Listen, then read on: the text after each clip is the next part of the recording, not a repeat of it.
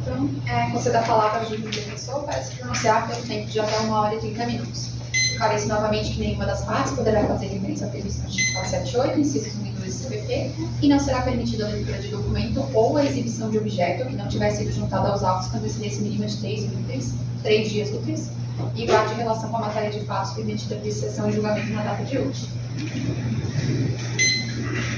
Agradeço a excelência. Primeiramente, meus cumprimentos à Vossa Excelência, a doutora Lara Alves de Oliveira, que me atendeu com grande simpatia e liberdade dentro do seu gabinete, para a gente discutir a questão pontual somente referente às filmagens ali. Assim, mostrou uma pessoa humana, né, além de tudo, e principalmente firme no seu tecnicismo. Não tive a oportunidade de trabalhar com a doutora anteriormente, como falei. Sou advogado do Estado de São Paulo, então não conheço ninguém a não ser o meu cliente.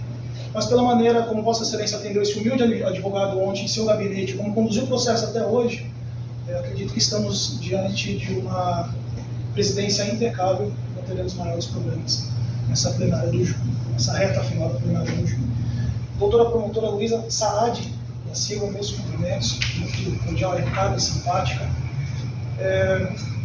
Com a educação que me precede, eu não tenho, conforme foi deixado claro pela defesa, eu não tenho o hábito de interromper a acusação.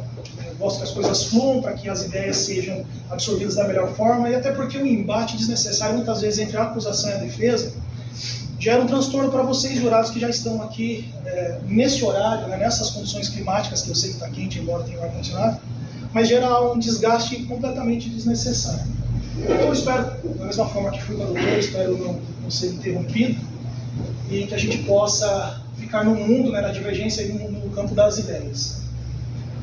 Serventuários, senhor Alexandre, muito cordial, senhores policiais responsáveis pela escolta, demais serventuários, um agradecimento especial para as cozinheiras e pela hospitalidade que nos receberam, porque infelizmente não é comum na comarca onde nós atuamos uma recepção como essa, onde tem um café, onde tem um biscoito, onde a gente consegue sentar para almoçar.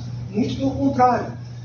Em São Paulo o negócio é feio, né? Lá é selva de pedras realmente. Então a gente ficou até surpreso e gostaria de agradecer todos os serventuários, as cozinheiras, todo mundo que nos recepcionou aqui na data de hoje. Banca da Defesa, doutora Maiara, minha consorte. Não sei se é sorte, né, para deslocar quase 1.000 quilômetros de São Paulo para cá, para fazer essa defesa aqui, não é muita sorte não, mas além de tudo, a advogada e a minha companheira está aqui na data de hoje, então eu gostaria de deixar os cumprimentos em relação a ela também. E especialmente aos senhores jurados.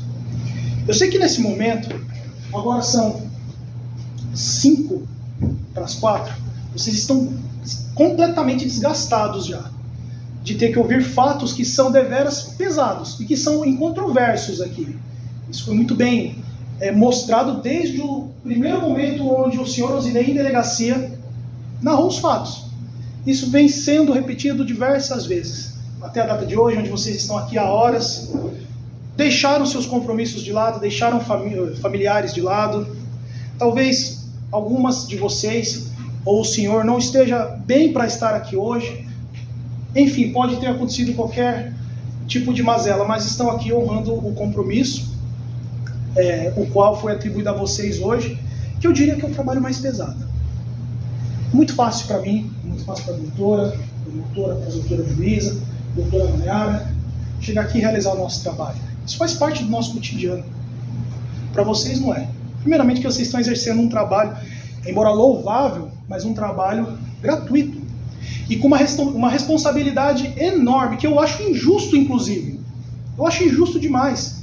Você pegar pessoas do povo, que têm seus compromissos, seus afazeres, seus problemas psicológicos, enfim. Pegam essas pessoas e colocam aqui e falam, decidam a vida daquele homem. E aí? Decide aí. Como vocês vão ficar depois, o travesseiro de vocês é outra história. Então eu entendo que o trabalho que vocês estão desempenhando aqui hoje, ele é injusto, além de tudo é muito pesado e não é nem remunerado, né? Infelizmente. Mas vocês estão aqui. saíram das suas casinhas, acordaram cedo, muito provavelmente ficaram ansiosos. Alguns aparentemente já fizeram, comporam, né, o conselho de sentença, já sabem como é. Talvez seja até mais difícil estar aqui 2 vezes, porque infelizmente a gente vem aqui só para apreciar a tragédia. Apreciar a tragédia como uma tragédia que ocorreu com a senhora Edmone, que não está aqui, né? Mas estava até então, no depoimento do filho dela, ela ficou aqui, depois ela foi embora. Quase resultou numa fatalidade. Tragédias como na vida dele, hoje, com os glúteos colados no banco dos réus, amargando esse processo há 2 anos. E falei para ele que até me impressiona ele estar solto, de onde eu venho, lá da capital paulista. Respirou errado, é prisão preventiva. Prisão preventiva. O que eu imagino é que o juízo da causa anteriormente deve ter analisado melhor e sabe, né? Então, inclusive a própria promotoria, salvo engano, nem pediu prisão nem nada. Então teve uma análise mais apurada da situação para ver que ele poderia responder solto a esse processo. Os fatos ocorreram no dia 15 de fevereiro. Daqui a uma semana fará 2 anos já. Não sei na concepção de vocês, mas em 2 anos, uma pessoa ruim poderia ter feito muito mais coisa. Não que ele não tenha sido ruim. Não que ele não tenha sido ruim. E ainda tem até um dado, né, além disso, de tudo isso que eu estou narrando aqui, que é só desgraça, por isso que se chama Tribunal das Lágrimas, tem um outro problema que a gente recebe do próprio judiciário, como um todo, não de especificamente o juiz ou juíza, que é a demora no julgamento. Quem aqui já precisou utilizar do judiciário sabe como é que é. Sabe muito bem como é que é. Com os réus, na maioria das vezes, não é diferente também não. Seja uma demora para absolver ou para condenar. E é uma estimativa, até o doutor Tiago, acho que é Tiago Carvalho, ele é juiz em Curitiba, magistrado em Curitiba, ele levantou um apontamento do CNJ de 2018 para 2019, ou, salvo engano, de 2017 para 2018, uma coisa assim, mas isso não importa. O fato é que os dados que ele trouxe em uma pesquisa são bem interessantes, que mostram que para chegar na audiência de hoje, levam-se em média 4 anos e 2 meses ou 4 anos e 7 meses. Olha o tempo que é, seja a pessoa inocente ou culpada, seja ela absolvida ou condenada. No caso do Osinei levou 2 meses. 2 meses não, perdão, levaram 2 anos.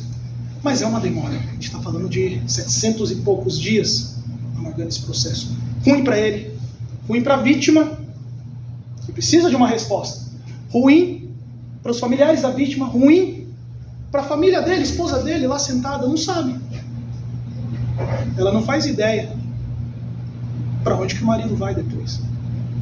Então é ruim para todo mundo e acaba desaguando em vocês uma responsabilidade que eu acho absurda, extremamente desgastante. Porém, a gente pode fazer um breve apontamento, aliás, um breve link, sobre essa situação de hoje, que é atípica. O Tribunal do Júri, ele tem lá a sua criação na Constituição Federal para que o povo julgue o povo, como a doutora explanou muito bem, não vou ficar me aprofundando nisso, mas vocês sabem para que serve o júri. Crimes dolosos contra a vida.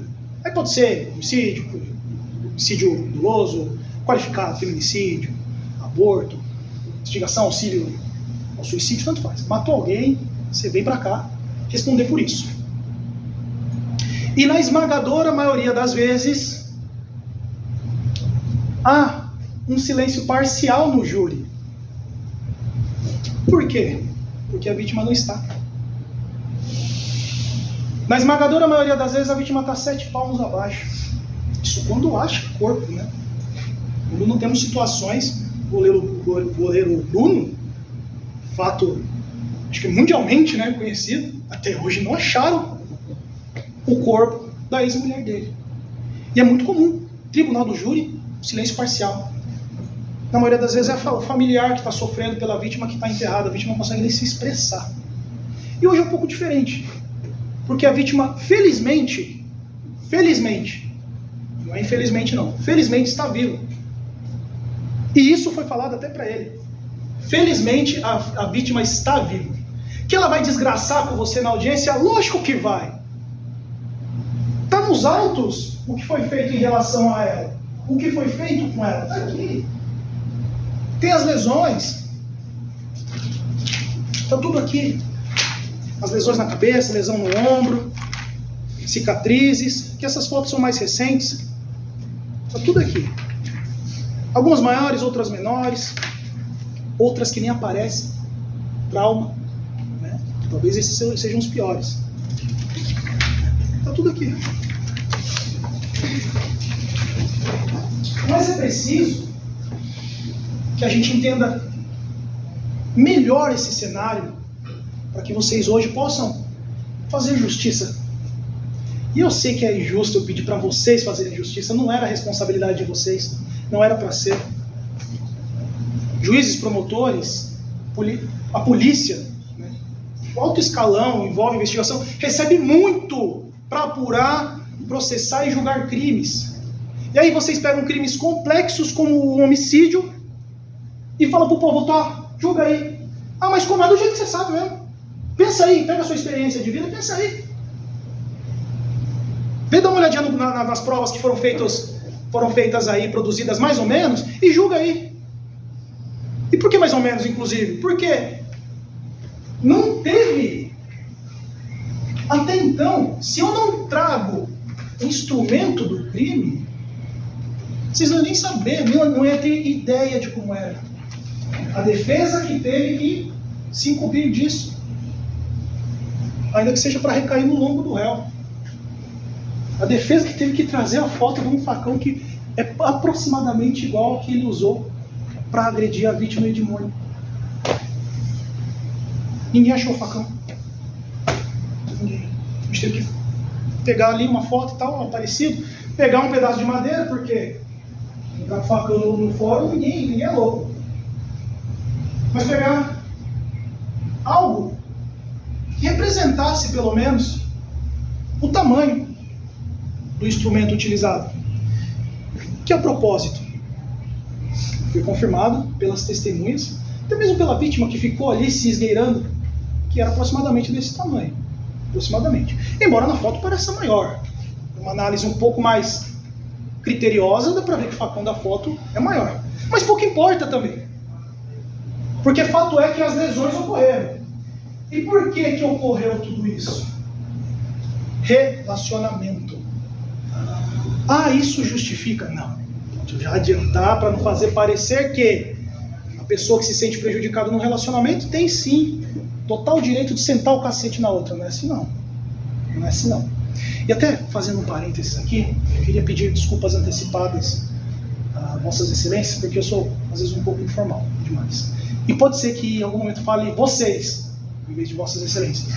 Mas não é por falta de educação nem nada, é só por uma questão de informalidade mesmo. Relacionamento. Esse sujeito aqui, que percebo que em nenhum momento mudou a versão dele nem nada, em nenhum momento teve a mão passada na cabeça dele, conheceu a Edmônio, conviveu com ela durante 11 anos. Eles não tinham filhos em comum, mas ela tinha. Ela tinha uma filha, ela tinha um filho. Viveram suas vidas, ele fez o que pôde, ela fez o que pôde, como todo e qualquer casal. Em algum momento isso degringolou. E aí você fala assim, como a Edmônio disse, né? Ah, mas é porque ele não deixava eu trabalhar. Ela queria ser caminhoneira, ele não queria que ela fosse caminhoneira, ele é mecânico, ela dirigia bitrem, trabalhou acho que é na Câmara dos Vereadores, né? Tem um depoimento dela em delegacia da medida protetiva. Um cargo assim, um cargo meio que legislativo. Mas trabalhava, né? De qualquer modo ela trabalhava. E aparentemente a partir disso começou a relacionamento ir ladeira abaixo. Por quê? Quem tem um relacionamento sabe. Em algum momento o atrito vai ocorrer e dali pra frente, se ambas as cabeças não estiverem alinhadas, é gente aqui no júri. É pessoa que não aceita o término do relacionamento, é por causa de bens, é por causa de traição, enfim, é por causa de um monte de coisas. O fato é que no final das contas, aconteceu a cagada, vem parar aqui. E a partir do momento que parou aqui, não importa. Você vai ser massacrado pelo peso da justiça. Tiveram um relacionamento, 11 anos, não são 11 dias, não são 11 meses. São 11 anos, vamos ser até um pouquinho mais delicado. Aproximadamente 11 anos. Uma década, vai? Vamos arredondar isso aí. Durante essa uma década, um companheiro do outro, construíram juntos, tentaram levar para frente, como todo e qualquer casal faria. Em algum momento isso foi desconstruído, foi começando a se desconstruir por divergências entre eles, o que é normal. Só que, quando um relacionamento chega ao seu fim, é que você conhece quem é quem. Isso é uma desgraça. Eu até, hoje é uma situação um pouco atípica, porque eu tenho que ser um pouco mais delicado nas palavras, porque eu nunca tive diante de um conselho de sentença onde 6 pessoas são mulheres. Então eu tenho que tomar cuidado com as palavras. Eu poderia, vou acabar com a Edmônia aqui, e é isso. Olha o monstro que ela é. Mas não é essa a estratégia da defesa. Porque se vocês perceberem bem, a defesa em nenhum momento tentou afastar a conduta do Osinei. Que aliás, resultou nisso por um relacionamento conturbado, término de relacionamento conturbado, onde começou a se discutir bens, a desgraça do ser humano. O homem, em contexto geral, espécie, morre por 3 barras. Barra de saia, barra de rio, barra de terras. Mulher, dinheiro e propriedade. Quando fala homem, é mulher também, tá? As pessoas morrem por isso. E não é incomum vermos brigas e mortes entre herdeiros, entre casais, entre conhecidos, por essas questões. É dinheiro, ou é porque ficou com a mulher do cara, é porque sabia que tinha um sítio de herança, se arrancar a cabeça daquele cara, aquele sítio é meu. Esse é o ser humano. Você pega esse ser humano aí cheio de qualidades, aí você coloca aqui para vocês julgarem. É isso. E no próximo dia pode ser vocês. Isso não é uma ameaça, porque às vezes isso soa como uma ameaça. Ó, se vocês não julgarem ele bem, amanhã é vocês. Cada um sabe da sua consciência. Mas fato é que todo ser humano pode, infelizmente, tomar decisões ruins. Um clique, uma virada de chave. No depoimento hoje da Edmônia, ficou muito claro que existia uma controvérsia em relação ao que foi pago na partilha de bens. Ora ela fala que não pagou, ora ela fala que recebeu parcialmente, que foi coagida, que foi intimidada a assinar, que ela não viu que estava assinando. Tudo bem. A senhora Edmônia, ela é vítima nesse processo. É natural que ela minta sobre as coisas, que ela aumente, e que ela fale a verdade. Mas se ela vai falar alguma coisa que vai favorecer ela, paciência. Ela vai fazer isso.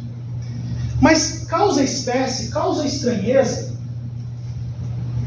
o fato que eu não vou me prolongar muito em relação a isso, mas só para deixar um pouquinho mais claro, que é quando ela diz que foi coagida a assinar esse contrato,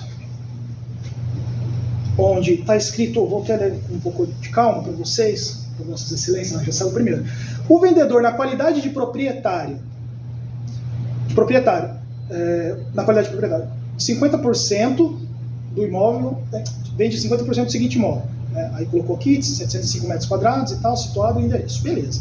Que após o acordo de dissolução de união estável, estando de acordo, o comprador paga a vendedora, que seria a Edmônia recebendo, o valor de R$113 mil pagos da seguinte forma: R$75 mil pagos na assinatura, 20 mil que se encontra na conta bancária da parte vendedora, que já estava na conta do Osinei, e 18 mil relativos ao palio.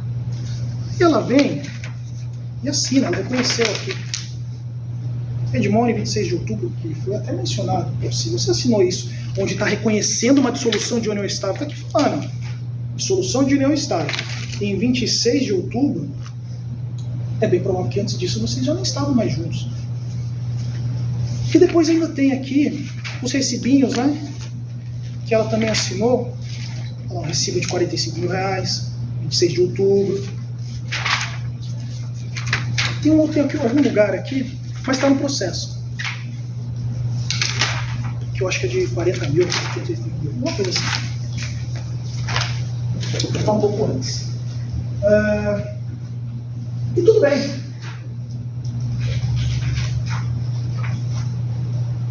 O que ocorre é o seguinte: foi coagida, vítima de violência doméstica, então existe, lógico, óbvio, talvez aqui algum de vocês sejam, e se estiver sendo, não deixa isso desse jeito, leva adiante.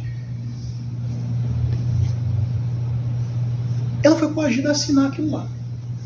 Depois de toda essa briga deles, partilha de bens, que no começo ela não falou. Em delegacia ela não falou da partilha de bens, não falou nada. Depois a audiência, a primeira audiência não falou de partilha de bens. Só foi falar na audiência anterior, quando o advogado à época juntou lá e questionou ela. Falou, mas aqui você não recebeu? Aí ela se embananou toda lá e aí meio que falou dos fatos. Hoje a mesma coisa, ela foi perguntada, deslizou daqui, deslizou dali, beleza. E é isso, ela é a vítima, ela vai mentir, tudo bem. Esse é o mundo real. Da mesma forma que se reconhece que ele pode estar mentindo, ela também pode. São nossos interesses. O que a gente tem que fazer é tentar chegar em algo próximo do que realmente aconteceu. E se ela foi coagida, intimidada, ameaçada, afrontada, não fez nenhum boletim de ocorrência. Não fez nenhum boletim de ocorrência em relação a isso. Ela foi na delegacia assim, pedir medida protetiva, no dia seguinte tirou. Daqui a pouco eu mostro para vocês ali, que a promotora mostrou. Ela pediu medida protetiva, depois tirou. E depois não quis representar criminalmente. Mas ué, o que aconteceu? Ela continua sendo intimidada? E a propósito, durante todo esse período que eles estiveram juntos, não tem boletim de ocorrência em relação a eles, tirando esse fato? Não tem nada? Por quê? Outra coisa que me chamou a atenção, talvez chame a atenção de vossas excelências também, eu não imaginava, até falei para ele, falei, não, você está lascado, porque ela vai chegar na audiência, ela vai acabar com você. Você está achando que ela vai chegar lá e falar assim, não, eu sei que você errou, vida que segue, esquece. Se pudesse, matava ele aqui, trucidava com ele. Só que ela trouxe uma roupagem talvez um pouco agressiva. E falo isso com respeito a ela. Como eu disse, ela é vítima. Que ele tentou tacar fogo nela, que ele jogava as panelas, derrubava a porta, derrubava a casa, tiro de metralhadora e os caramba. Pintou uma imagem aqui do Rosinei que eu, como advogado dele, fiquei com medo. Falei, meu Deus, eu fui na casa dele. Quem que é esse homem? Ela pintou essa imagem aqui, falando tudo aquilo. O filho dela não falou um A, quando foi perguntado sobre a briga de casal. O filho morava em outra casa. Não, morava com eles. Morava com eles. Mas a casa, sei lá, não era uma mansão? Não era. Não era. Curiosamente, o filho nem... E a mãe, né? Você vai falar. Não sei a relação deles. A bem da verdade, senhoras juradas e senhor jurado, por mim nem ouviria o Wagner.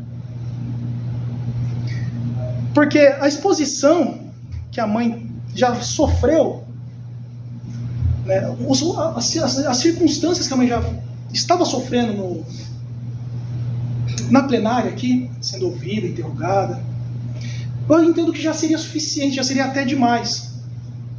De repente, numa videoconferência, viu um filho preso.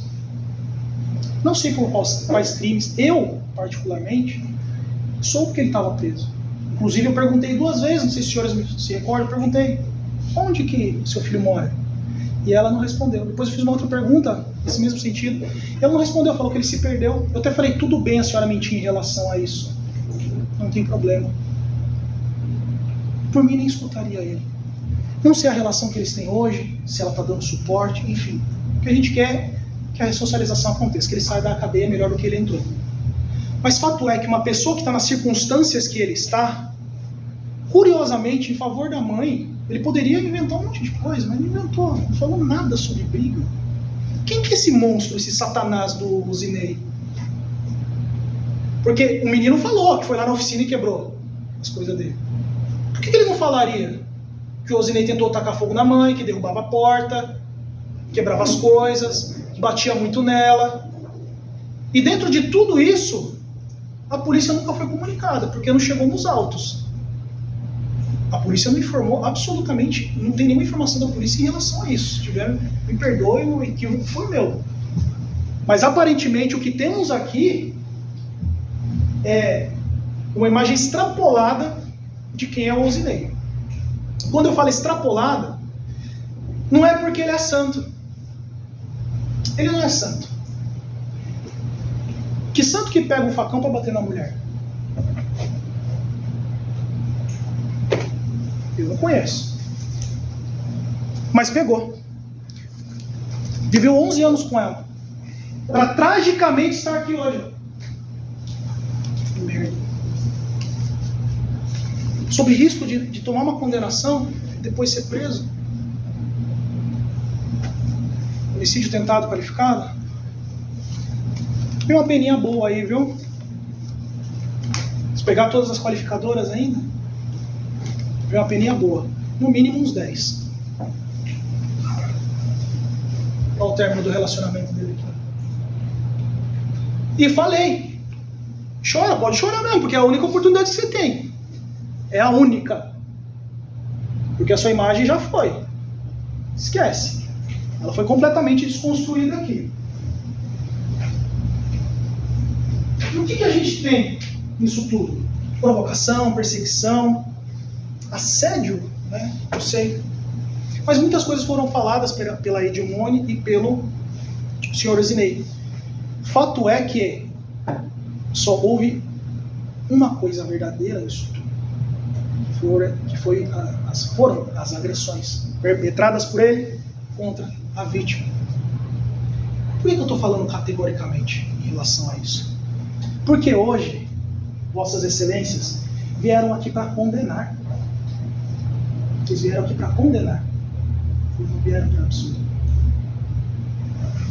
Estejam cientes disso. Esse homem precisa sair daqui condenado. Por que ele fez? A promotora falou, realmente não interessa. Que diferença faz se ele pagou ou não? Ela podia procurar advogado, ele também, enfim, poderia resolver de outra forma? Poderia. Mas ali, ambos naquele atrito, até chegar no dia dos fatos, 15 de fevereiro de 2022, que resultou nele sentado ali, com essa pecha de quase assassino. Quase. De acordo com a promotoria. Então esse homem ele tem que sair daqui condenado. Eu falei para ele desde a primeira vez. Desde a primeira vez. Mas você quer que eu chegue lá e fale o quê? Excelências, pela clemência, por favor, absolvam esse homem. Ele é super bonzinho, trabalhador. A doutora já debochou o suficiente em relação a isso. E é verdade mesmo, ela está correta. Que fácil, né? Dá uma surra na mulher de facão, chega aqui, por favor, absolvam. Ele está arrependido. Pode estar arrependido? Tá. Eu acredito no ser humano. E olha que eu vivo nessa trincheira aqui, viu? Essa trincheira da área criminal é um negócio abjeto. A gente anda na lama tentando não sujar. E ainda assim eu acredito no ser humano. Quando eu não acredito é porque já não é mais ser humano aquilo ali pra mim. Mas cotidianamente a gente vê muitas atrocidades. E eu acredito que sim, ele está arrependido em relação a isso. Pelo menos ele demonstrou estar consternado, triste aqui. Não sei se a Edimone também chorou, a promotora até caçoou dos sentimentos do réu, porque não acho que precise, mas caçoou. Não saiu nenhuma lágrima. Tudo bem, da Edimone eu também vi que não saiu nenhuma, mas sei lá, né? Vai saber se tem gente que aparentemente quando tá nervoso dá risada, tem gente que às vezes tá triste, chora, mas não sai lágrimas. Não sei. Posso estar redondamente equivocado. Mas fato é que esse homem ele precisa sair condenado daqui hoje. Mas de forma justa. E é aí que vossas excelências terão esse trabalho árduo para entender a distinção entre uma coisa e outra, que muitas vezes está ligada a uma virada de chave muito rápida, um clique, uma decisão minimamente errada, fração de segundos, uma decisão que talvez em milésimo de segundos a sua vida seria diferente. Sabe aquela passada no cruzamento que está no amarelo? Aquela situação onde você tenta fazer uma coisa que você não sabe se vai, mas você vou tentar em uma fração de segundos. Você mudou toda a sua vida em relação àquilo. E com ele foi a mesma coisa, mudou a vida da vítima, mudou a vida dele. Mudou a vida, talvez, do filho dela? Não sei, eu de fato não. Por isso que eu não queria ouvi-lo. Não queria ter que afrontá-lo. Oh, poxa, mas é sério que você está falando que a sua vida piorou depois que o Osinei teve problema com a sua mãe? Os fatos foram no começo de 2022, os processos foram em abril de 2023. Ele já era maior de idade, ele tomou as decisões. 2 processos criminais, então assim... Não... Mas tudo bem, como eu falei, eu lido com isso todo dia, então eu quero que saia melhor do que entrou. Independente se é meu cliente ou não importa. A gente tem um papel com a sociedade, assim como vocês estão tendo aqui hoje.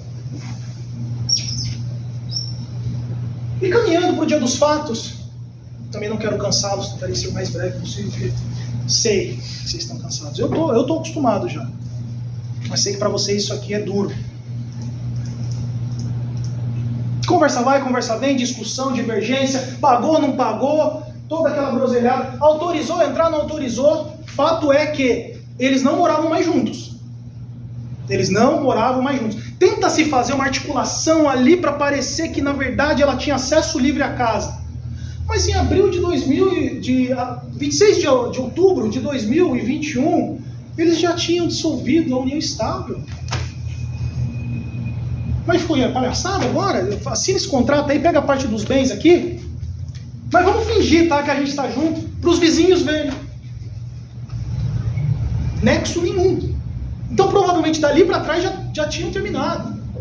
E ela mesma falou que, por questões financeiras, isso eu acho completamente plausível, ficou no mesmo teto que o réu, convivendo ali alguns meses depois que eles terminaram.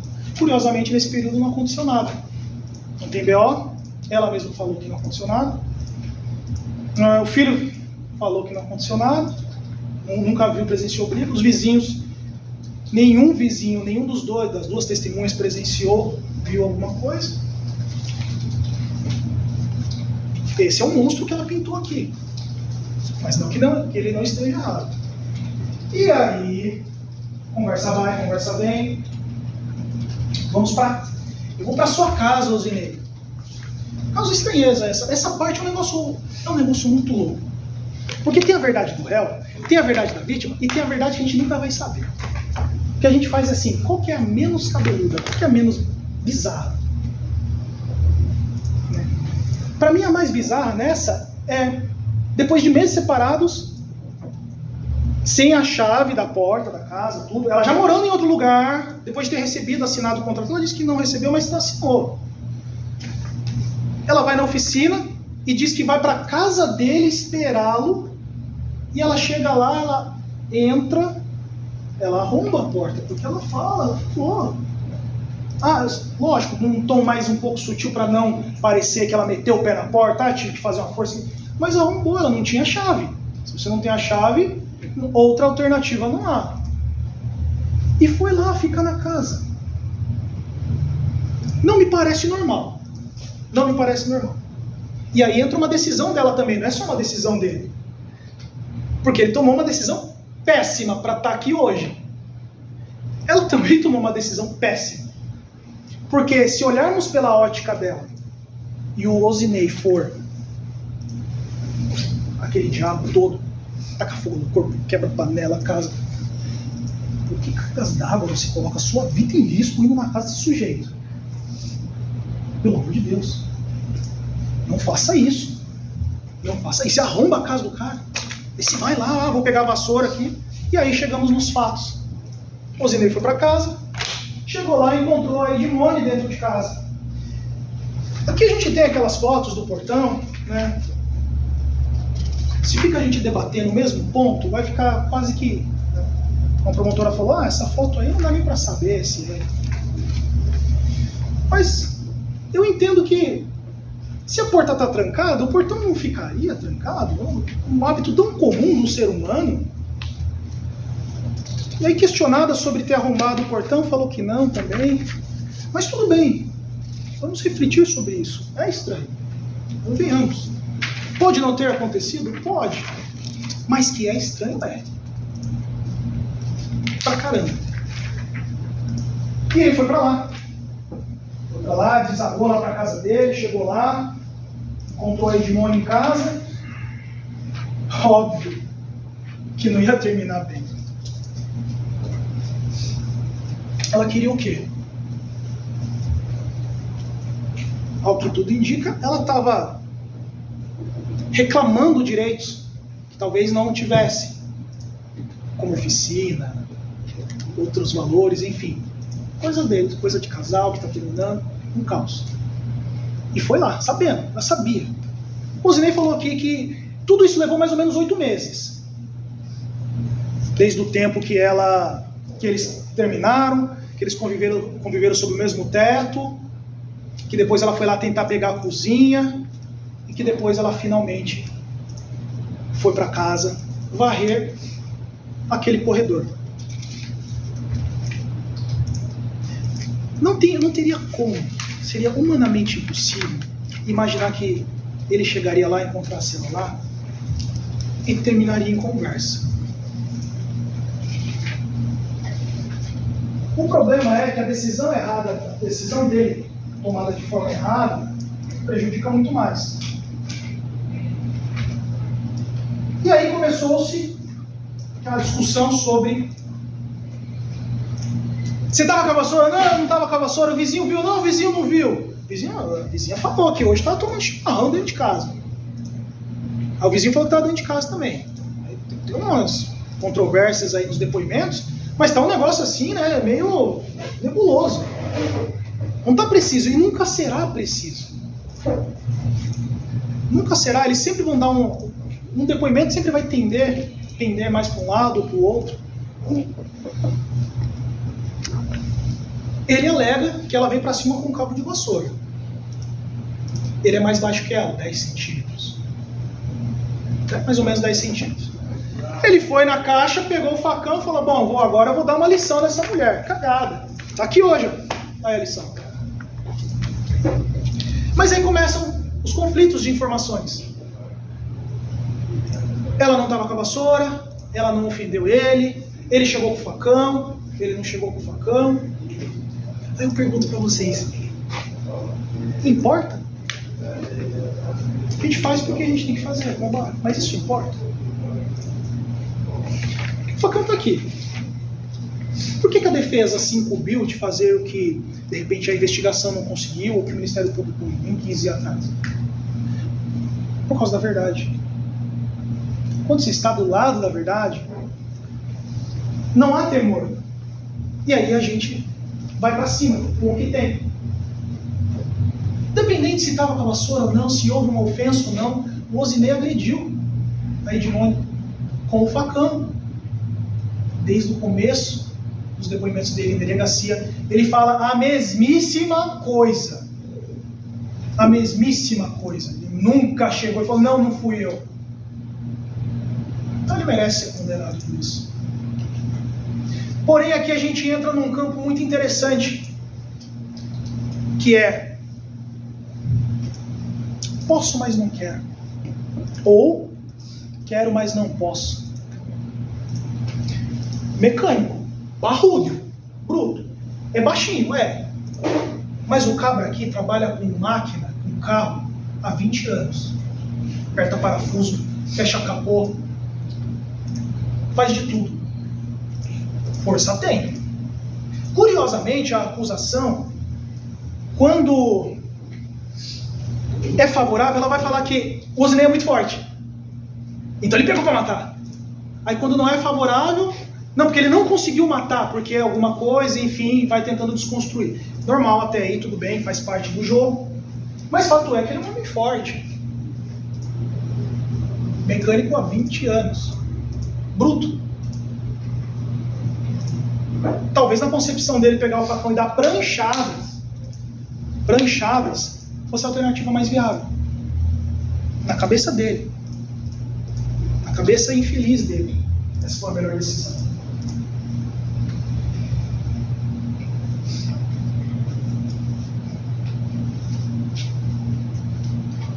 E resultou nisso aqui. A Edmone toda ensanguentada. As lesões são incontestáveis. Estão lá. Embora não tenha sido feito perícia, né? Ela só passou pelo PA, que vocês chamam aqui, se não me engano, né? A gente chama de UBS, enfim. Mas passou pelo médico fez lá os curativos, não ficou internada nem nada, não chegou nenhuma informação em relação a isso. E o que a gente conclui aqui é que realmente ela foi lesionada. Embora tente fazer parecer que ela tomou um golpe de facão no pescoço, mas aí entra aquela controvérsia, mas peraí, um facão, isso, eu sou o cara. Você pega um facão, porque uma hora o facão é ruim, outra hora o facão é bom, é pequeno, é grande, fura, não fura. Quando é uma facãozada no sujeito aqui, você arranca a cabeça. E curiosamente, não tem nenhuma lesão com o fio do facão no ombro. Porque se ele tentou acertar no pescoço, como dizem as más línguas, teria que ter pelo menos um erro, né? Vocês viram há pouco, a promotora colocou o vídeo para vocês, das lesões da Edmone, e ela estava com aqui as bochechas, né? Com hematomas, certo? Estava com hematomas. Quando eu conto para vocês, que é recente, vocês lembram disso? Olha aqui, ó. Aquilo ali é o que? Facão. Experimenta dar uma facãozada de lado no rosto de alguém. Mas, volto a dizer, ele cometeu as agressões. Mas não do jeito que a acusação coloca. Não foi do jeito que a acusação coloca.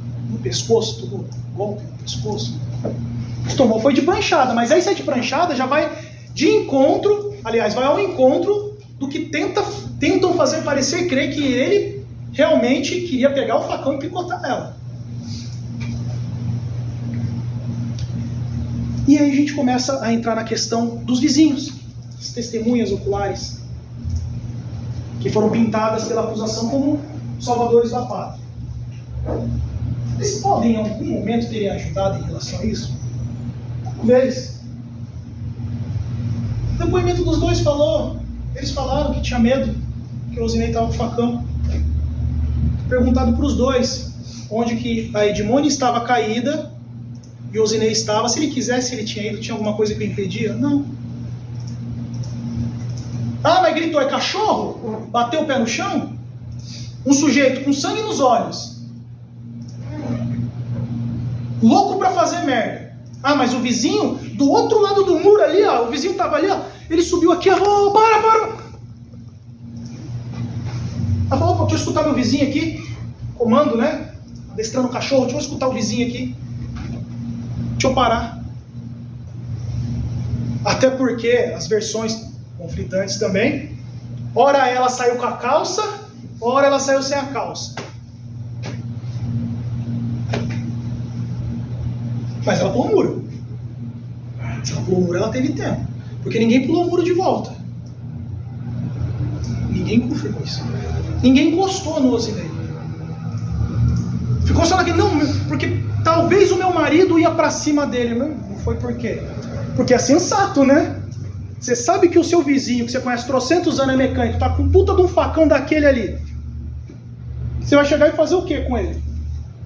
Sem arma nem nada, porque ninguém estava armado. Sem apoio policial nenhum, porque não tinha nenhuma polícia.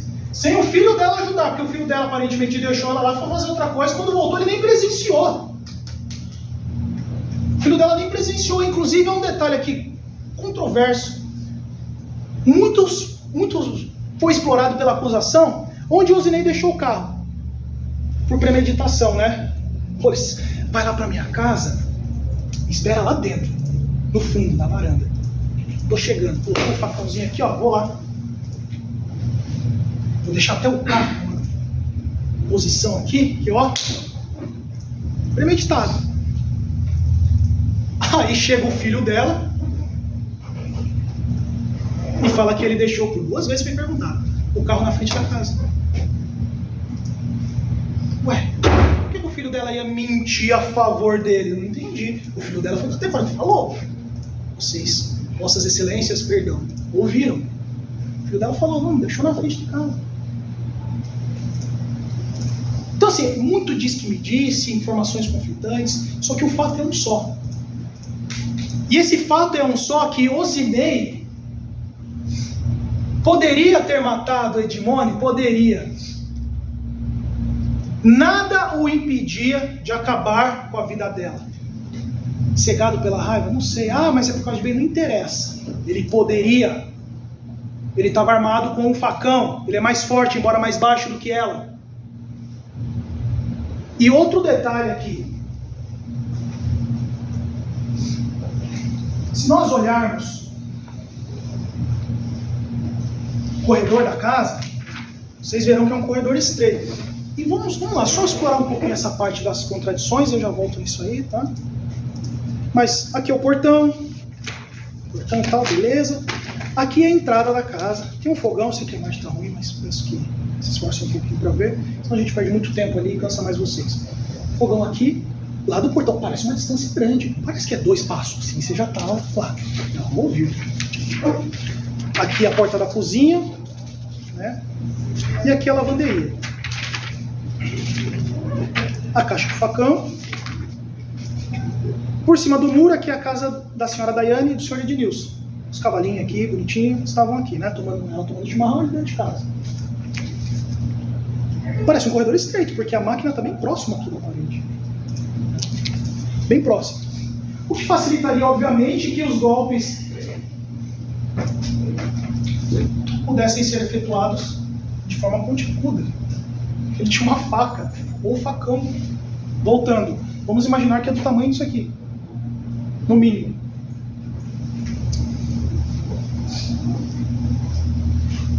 Então,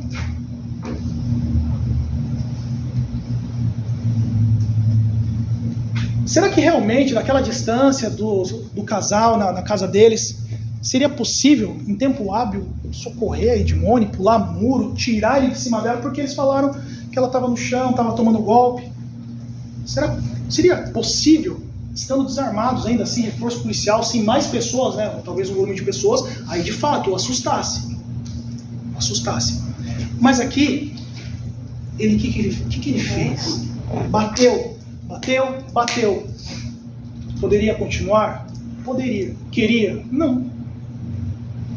Ah, mas é por causa do vizinho. O vizinho estava com medo. Ah, mas ele gritou, ele é cachorro. A questão aqui é da única coincidência que quando o vizinho gritou, é ali que o lapso vem e fala, olha a merda que eu estou fazendo. Porque se quisesse matar a Edmone, tinha matado, tinha picotado ela, tinha furado ela com um facão. E não importa se era por bens ou não. Não importa se o facão estava bom ou não. Ele poderia fazer isso. E não fez.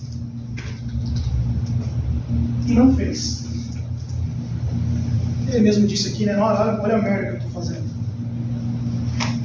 Mas uma merda, se formos ver, numa escala um pouco menor. Cego, com ódio, raiva, tanto faz. A casa era dele, né? Ele já havia pago para ela valores, veículo. Tinha a questão administrativa de transferência, tudo bem, mas tinha saído o dinheiro da conta dele e veio para a conta dela. É lógico que ela esperar ele na casa dele não ia terminar bem. E só mais um ponto aqui para a questão de controvérsia da porta, né? Tentei até chamar a atenção pela juíza, fiquei tentando ali, falando, pô, você teve autorização ou não teve? Se arrombou ou não arrombou? Mas se esgueirou, até porque invasão de domicílio é crime, né? Não que isso fosse refletir em alguma coisa aqui, mas ela tem ciência que estava errado. E como que prova isso? Poxa, policial de Monet falou, que ela falou para ele, quer testemunha mais imparcial que policial? Até porque o policial não conhece o Osinei, não conhecia ela, mas ela falou para ele que arrombou a porta sim. Chegou lá, esse homem viu a porta arrombada, aconteceu toda a tragédia.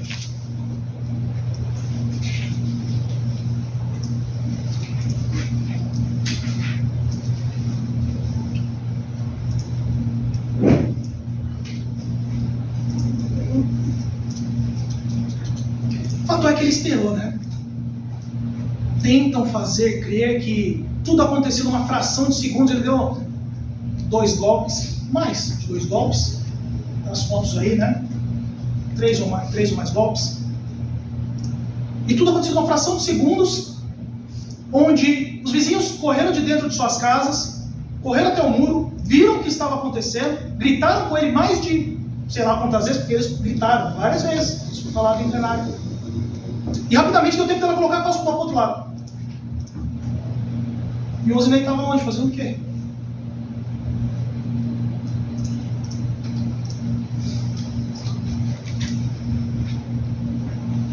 Foi perguntado para as testemunhas se ele podia, do jeito que ele estava, alterado com o facão, matar os 3. Poderia. Mas aí surge, né, a ideia fantasiosa de que ele só não matou por causa dos vizinhos. Bom, vocês devem assistir jornal ou pelo menos ler as matérias. Quem vai levar alguém à morte até o final, cara, não importa quem está perto. Porque a pessoa já se desprendeu, já se descolou da realidade. Porque não é tão simples tirar uma vida. Então quando a pessoa já está com o intento, ela vai executa o crime de homicídio e mata a pessoa, ela já está fora da realidade já. Já é outra pessoa. E aí ela não desiste, porque você ainda precisa de um lapso.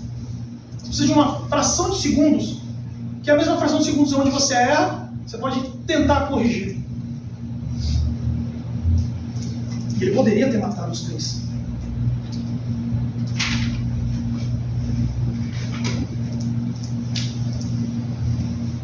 E por que a gente fala, senhoras jurados, senhor jurado, sobre a tentativa e sobre a desistência? Porque o Queiroz nem condenado. Isso é fato. Isso é fato. Ontem eu almocei na casa dele e falei, imagina falando pra ele, né? Almocei na casa dele, não, mas esse tem que ser condenado de lá. Vou explicar isso pra ele, né? Mas ele sabe, ele tá ciente disso. Não foi falado aqui, mas está nos autos, que foi juntado pela assistência de acusação, que não quis vir na plenária hoje. Não sei se não atuam, enfim, mas tomaram a decisão, não quiseram vir, 2 advogados. O advogado é primo dela. O advogado é primo dela. O que isso quer dizer? Assistência jurídica ela poderia ter também. Isso é fato. O doutor até brincou falando se eu dar uma consulta de graça para a gente, né? Poxa, o que eu mais dou, infelizmente. Mas poderia ter ajudado, até porque ajudou numa situação pior. Se faz mais, pode fazer menos, né? A gente pensa dessa forma. Então poderia também ter intervido nessa situação de partilha de bens. Era primo, é conhecido. Mas se não fosse, não teria entrado como assistente de acusação. Mas os assistentes de acusação trouxeram aos autos um processo de danos morais e danos materiais. Por dano estético. Na área civil, a Edmone está processando o Osinei, ele sabe disso. Não lembro exatamente quanto está pedindo lá, 40 mil, 50 mil, por danos estéticos. Né? Tem cicatriz e tudo mais. Direito dela, óbvio. Óbvio. Mas isso serve para mostrar a dimensão, até onde pode chegar a desgraça, né? Na vida do ser humano. E por que, voltando aqui ao plano central, isso foi só um comentário, voltando aqui à questão das extinções. A gente fala de tentativa de homicídio, o Ministério Público aí denunciou o Osinei por tentativa de homicídio qualificado, colocou os qualificadores, depois eu vou explicar para vocês, mas uns minutinhos só. Tentativa e a desistência voluntária. Tentativa basicamente é, quero e não posso. Quero, mas não tem como. A arma que emperra, vou dar uma facãozada, escapa o cabo do facão, ou alguém vem se de braço, ou mesmo a pessoa baixa e passa batido. É tentativa. Não se consumou por circunstâncias alheias. Ele iniciou a execução do crime. Ele tentou dar uma facãozada, a pessoa agachou. Né? Só para ilustrar um pouco melhor. Tentativa é isso. Quero, mas não consigo. Cheguei, vou sentar o tiro em alguém. 5 balas. Na última, emperra. Circunstâncias alheias. Nas circunstâncias alheias à vontade daquele que quer, mas não pode, mas não consegue, há uma interferência num plano concreto. Na maioria das vezes há uma interferência no plano concreto. O que tenta fazer crer o Ministério Público em relação à acusação é que o Osinei não matou por circunstâncias alheias à vontade dele. Seria uma interferência dos vizinhos. dos vizinhos, repito, que estavam do outro lado do muro, um casal que não estava armado, com nenhum tipo de equipamento, que não tinha apoio de ninguém, e que só gritou com ele. Onde ele, munido de um facão, próximo à vítima, num corredor estreito, com um muro que, querendo ou não, baixo ou não, é um obstáculo que até a pessoa se sobrepor a ele, ela vai tomar um monte de facão usado.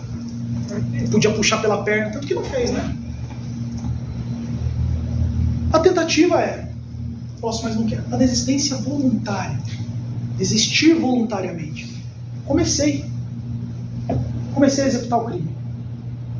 Chegou em algum momento, falei, isso daqui pra frente já era. Se continuar já era. Ninguém interferiu.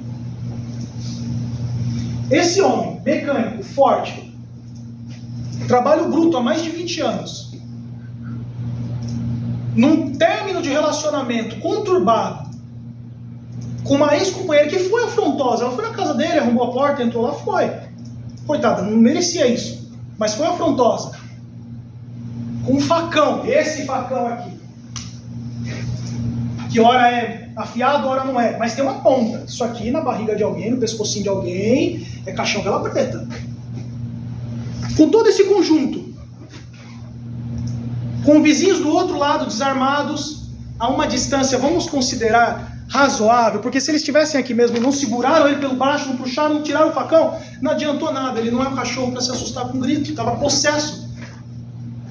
Dentro dessas circunstâncias, sem apoio nenhum, nada, ele parou a execução do crime. Repito, foi perguntado se ele poderia, se tinha alguma coisa que o impedia, porque as vítimas são boas também para a defesa. Vocês estavam lá, vocês estavam com o bedelho lá, olhando na casa deles lá, o circo pegar fogo, vocês viram. Tinha alguma coisa que impedia ele de matar a Edmone? Ele poderia alcançar? Afirmativa para as duas, respostas afirmativas para as duas perguntas. Como que foi tentado? Qual circunstância no mundo física impediu ele de matar Edmone? Nenhuma. O que impediu?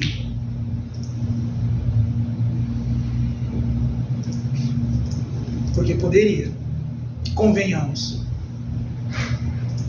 Era para hoje a gente estar, de repente, numa plenária com silêncio parcial. Talvez o filho dela preso. Não sei se tinha algumas pessoas aqui com ela, não sei exatamente quem são. Mas ela poderia não estar sentada aqui. Ah, mentiu, chorou falso, não interessa. Mas ela poderia não estar sentada aqui.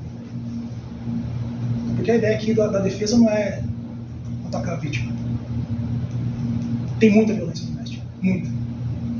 Eu vejo de dentro. Mas fato é que ela não morreu porque esse homem teve um estalo. Numa fração de segundos, ele viu a merda que estava fazendo. Ele é herói? Ele merece ser absolvido? Ele merece uma peninha. Merece. Isso que eu estou falando para vocês da desistência voluntária não é coisa da minha cabeça não, tá? Isso tá na lei.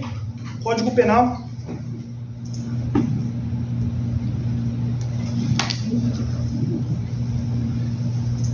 Código Penal. Não, mas sumiu aqui o... Aqui. A tentativa, só um conceituado, tá? Prometo que vocês não vão dormir. Ó, crime, né? Quando o crime é tentado? Quando iniciada a execução, não se executa, não se consuma por circunstâncias alheias à vontade do agente. Nada o impedia de continuar com o crime.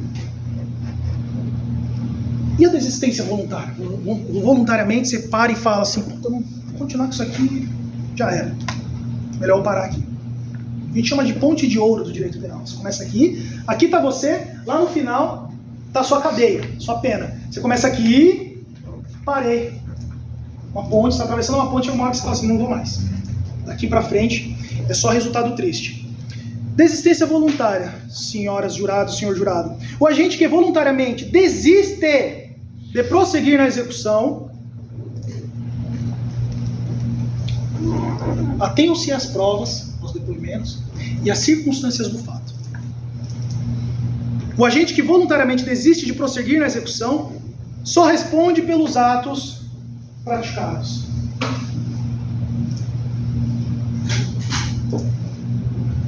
Nesse caso da Edmônia, é lesão corporal grave, né? Porque se fosse leve, ela não teria parado no SUS, teria tomado ponto, teria processado civilmente. Mas fico feliz que ela saiu bem.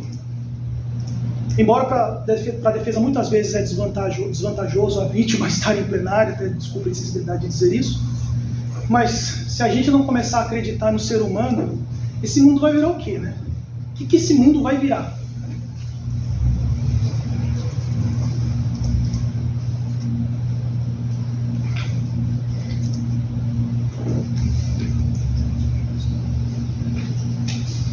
Só vou explorar mais um ponto aqui que eu achei interessante, e aí a gente já vai para os quesitos.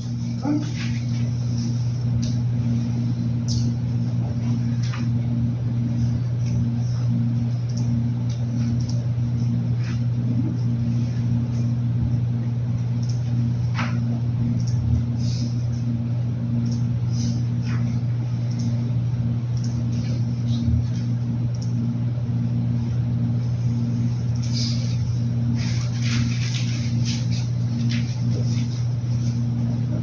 Mais uma foto da senhora Edmônia com um hematoma no rosto. Ela não falou que tomou porrada dele, nem nada, bateu a cara no chão, nem nada. Talvez o facão, de lá. Só para mostrar a questão da pranchada, né? Assim, bater o facão assim, com a lâmina virada. Inclusive da maneira que ela mostra, né? Quando tentou segurar o facão.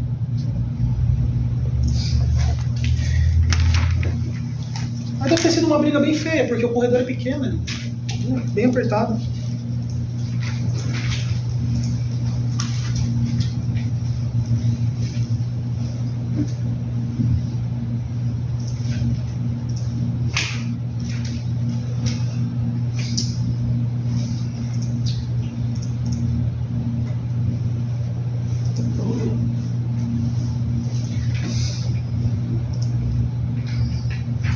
Vale lembrar que a vítima estava caída, confirmado pelas testemunhas. E além disso,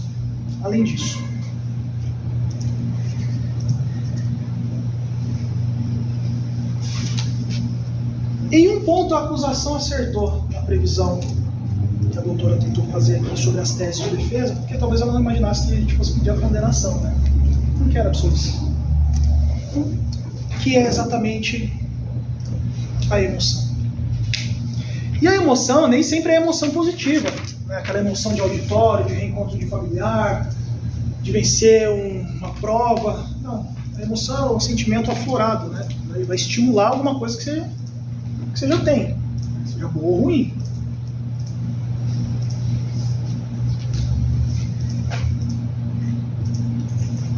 É um pouco estranho, até difícil falar isso. Peço muitas desculpas, a maioria dos jurados né, são mulheres, mas existe um pouco de perseguição da Edmônia em relação ao Osmir. Pelo menos é o que é mostrado em relação aos valores que ela recebeu, aos bens que ela recebeu, a forma como ele trouxe aqui em plenária hoje para dizer que ela tentou levar a cozinha dele, que ela também tinha parte da cozinha, depois ele foi lá e comprou outra cozinha. Aproximadamente 8 meses entre o rompimento deles e a data dos fatos. Nesse período foi só o quê? Quero isso, toma isso, quero isso, toma isso. Término de relacionamento. Quem aqui já teve um término de relacionamento de mais tempo aí, sabe que o negócio é feio. Em alguns casos não, mas na maioria das vezes o negócio é desgastante, fica. E sempre é um batendo no outro. Sempre é um lado apanhando e o outro batendo. Sempre assim.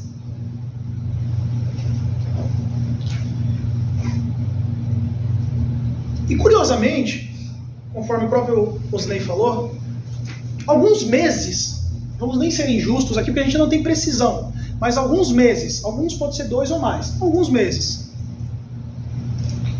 para resolver a questão do carro, que poderia ser resolvida por quem? Advogado. Esses infelizes aqui servem para isso, tem que usar. Não sei se aqui tem defensoria ou não, mas tinha advogado na família. Resolve, tá no litígio, resolve. Mas ficou ligando. Precisa vender o carro, precisa transferir, precisa não sei o que lá, somado a todos aqueles outros fatores, aquele monte de coisas que já foram informadas aqui no processo. Aí passa um tempo e liga para ele. Então a gente precisa resolver o carro lá, questão do carro, para resolver tudo isso aí. Vem na oficina. Sábado de manhã. Chega na oficina, tá trabalhando. Cheio de cliente. Precisa ter o ganha-pão dele. E aí ela começa lá, mexendo nas coisas, de acordo com o Zinei, mas o fato é que ela estava lá. Ela foi lá, na oficina. Conversa vai, conversa vem, não se entenderam ali, precisava trabalhar. Vou esperar você na sua casa, então. Tá bom. Ele chega lá, a casa arrombada, ela dentro de casa falando o quê? Eu vou pegar o que é meu de volta. Se isso, depois de todo esse cenário, essa linha do tempo, essas desavenças entre eles, a ousadia dela de entrar na casa lá e falar, vou pegar o que é meu. Se isso não configura uma afronta, uma ousadia, um intento, uma provocação, eu não sei o que é, então. Porque tudo poderia ser resolvido de uma forma muito mais pacífica. Até porque ela já estava morando em outra casa. Ele não foi na casa dela, na porta. Ele não foi no trabalho dela, no trabalho. Ele foi, não foi. Porque normalmente é o perfil de homem, né? O homem que adora uma violência doméstica, o cara persegue a mulher no trabalho, na igreja, em casa. Não tem nada nos autos relatando que ele foi na casa dela, no trabalho dela, em locais que ela frequenta. Nada.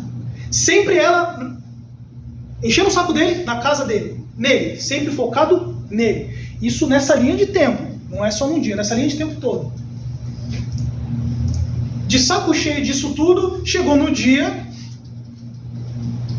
ela vai, arromba o portão, entra lá, e não sei o que, aí teve toda aquela controvérsia que a gente não sabe, tava com a vassoura ou não tava? Ela fala que tava, né? Ela falou que foi varrer. Pelo menos ela falou que foi varrer. Eu não sei quem que vai na casa do ex-companheiro que é um monstro e vai, deixa eu pegar a vassoura aqui, deixa eu varrer. E se é tão monstro assim, ela talvez usasse a vassoura. Não que esteja certo em usar o facão. Mas é isso. Eu falei, a verdade é essa. Cadê a verdade? A verdade dele, a verdade dela. Mas foi provocado. Isso é fato. Porque tem que ter muita ousadia para chegar na data de hoje e falar que os recibos foram fraudados, ela foi forçada, coagida a assinar. E não tem BO, não tem nada. Não tem advogado, não tem nada. Não tem nada. E sempre querendo mais, né? Sempre querendo mais, sempre querendo mais. Não tem problema. A mulher está no relacionamento, o homem está no relacionamento. Vocês têm direito, é isso. Vocês têm direito. Agora, eu posso descer na oficina aí? Deixa eu ir na oficina, ou na sua casa? Com a chave, que já não era mais a mesma? E tem sim. Porque quando a gente fala, se a gente pega só o trecho onde o Ozinei pega o facão e bate nela, e fala que ele foi provocado, parece desculpado, né? Parece um negócio muito distante. Mas e o contexto todo? Porque a provocação não precisa ser imediata ali. Foi alimentado isso durante tempos. E tem previsão legal? Tem. A doutora, acho que até falou para vocês. Se o agente comete o crime impelido por motivo de relevante valor social ou moral, ou sob o domínio de violenta emoção, todos os depoimentos do Ozinei ele falou, estava louco, estava cego, não via nada. Logo em seguida, a injusta provocação da vítima. Ela estava na casa dele. Eu volto a dizer, o que a gente precisa fazer hoje é justiça. É justiça. É por isso que eu não cheguei aqui com historinha de clemência, excludente de ilicitude. Pelo amor de Deus, ele tentou se defender dela, ela estava com a vassoura. Não, pelo amor de Deus. Tem que ser muito desonesto para sustentar uma tese dessa e desrespeitoso com os jurados. Você tem que ouvir isso. Não, tem que ser condenado. Mas primeiro, houve essa desistência dele. Ele poderia matar ela. Houve essa desistência. No segundo momento, essa provocação. No contexto como um todo. Tudo aconteceu sempre na casa dele, é com ele, sempre claro. Não tem nada dela falando assim, não, o Zinei veio aqui na minha casa, meteu o pé na minha porta, entrou aqui e me deu um cacete. Não tem. E infelizmente é o perfil, viu? É o perfil. Então houve, do ponto de vista da defesa, espero que vossas excelências entendam dessa forma também, que ele estava sob violenta emoção. Diferente de uma pessoa maldosa, né? Quem veio com esse papo de ele acertou a perna dela, riu, ela não lembrava nada. Mas aí assim, ela lembrou exatamente, tomou um golpe na perna, que ele sorriu pra ela, outras coisas você não lembrava. Fica meio... Mas volto a dizer, eu sei que é cansativo ouvir a mesma coisa 10 vezes. Se ela foi mentir, se ela ia mentir, tudo bem. Ela é a vítima. Ela não ia chegar aqui, falar, não é nada disso, perdoo ele. Até com alguns casos acontece, mas não seria hoje. Não seria hoje. Mas o que a gente precisa é fazer justiça. E justiça, para a defesa, também é condenar, mas condenar dentro do que a lei prevê. E não pegar de qualquer jeito e jogar nas costas dele. Que ele merece sim uma condenação, mas que essa condenação ela seja justa. Porque ele cometeu uma atrocidade contra a coitada da Edmone, isso é fato. Mas tem que ser justo. Condenação correta. Sem exageros. E eu passo para a quesitação, senhores jurados. Senhoras juradas e senhor jurado. Rapidamente, perdoe-me, tentei ser o mais breve possível, mas você vê, já passou 40 minutos. A doutora já explicou um pouquinho sobre a quesitação, a doutora juíza também. Então, vou poupar de explicá-los, vou direto ao ponto, tá? Primeiro quesito, materialidade do fato. Materialidade, ocorreu o crime? Ocorreu. Volta assim. Segundo, autoria. Osinei desferiu os golpes? Sim. Vou chegar agora e falar que não. Terceiro, o jurado ou a jurada absolve o acusado? Vocês não vieram para absolver ninguém aqui hoje. Ninguém. Eu quero falar sobre o quesito aqui depois, né? Não tem problema com maior. O acusado desistiu voluntariamente de praticar o crime, sem nenhuma interferência alheia? Sim. Sim.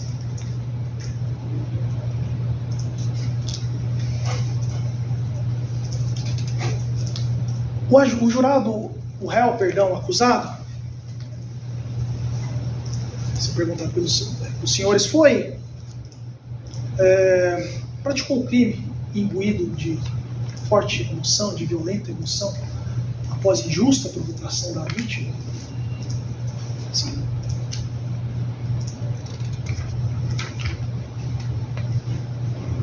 E aí a gente passa pelas qualificadoras, né? Ele foi denunciado tentativa de homicídio qualificado, motivo fútil, e utilização de recursos que impossibilitou a defesa da vítima. Essas agravantes, essas qualificadoras, perdão, vocês não vão reconhecer se vocês forem no entendimento da defesa.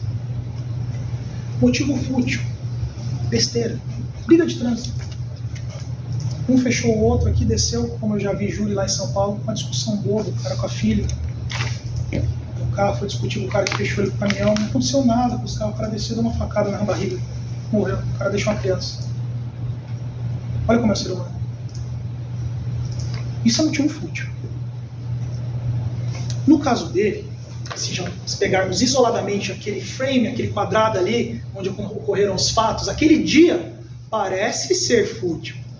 A gente não está falando só daquele dia, a gente está falando de uma circunstância inteira, que veio desde lá de trás, que talvez tenha começado até antes do rompimento, que desagou numa desavença por partilha de bens, por provocação, por não reconhecimento de pagamento de valores, que isso deveras é injusto, enfim, fútil não. Então vocês não reconhecem essa qualificadora. A outra qualificadora, ele praticou o crime utilizando a traição de emboscada mediante dissimulação ou outro recurso que dificulte ou torne impossível a defesa do ofendido.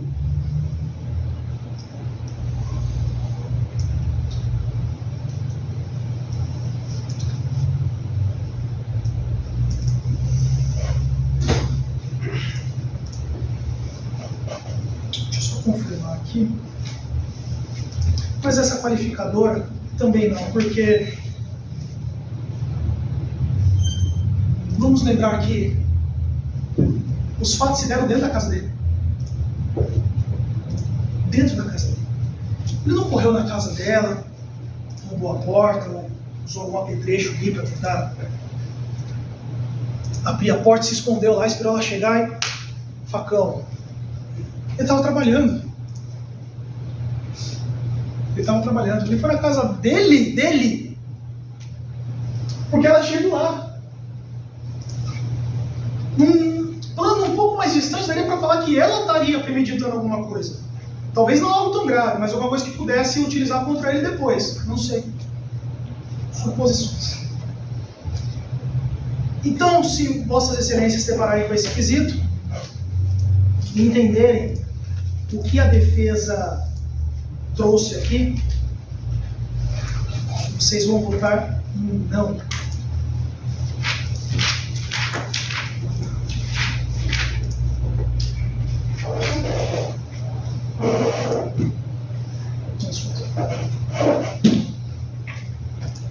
E a defesa encerra, primeiramente agradecendo vossas excelências pela atenção prestada. Como eu disse, eu sei que é cansativo. Tentei ser o mais breve possível, mas no final das contas sobraram 13 minutos aí, então acho que de breve mesmo não teve nada. De qualquer maneira, eu agradeço imensamente o trabalho de vossas excelências e eu espero que votem com consciência e justiça. O voto é secreto. Votem como manda a razão, o coração de vocês, com base nas provas. Lembrem-se do que falou a promotora, lembrem-se do que falou o advogado, do que falaram as testemunhas. Sei que nesse horário é difícil pensar em qualquer coisa, mas votem com consciência. Infelizmente hoje esse é o papel de vocês. Não tem como fugir. Muito obrigado. Obrigado, excelência. A doutora promotora gostaria de fazer uso da palavra para a réplica? Obrigada.